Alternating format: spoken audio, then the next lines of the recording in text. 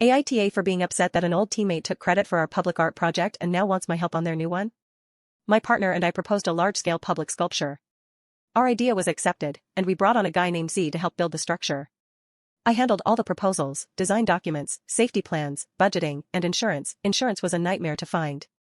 My partner and some collaborators designed an LED display with programmed visual effects, while Z made a wooden square frame to hold the display in place.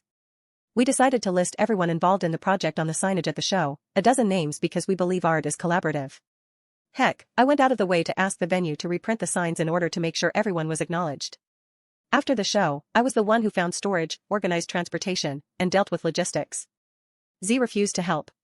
Eventually I was able to get the college to keep the piece and display it. A few months later, the college published articles and put up signage crediting Z as the lead creator, using text I had written. I didn't know about this.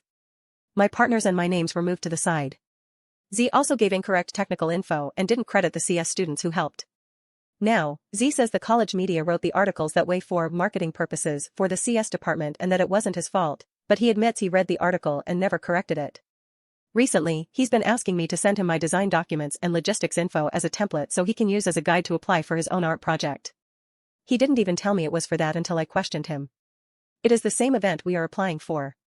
I told him that felt hurtful, given how he handled the last one. My partner and I feel taken advantage of.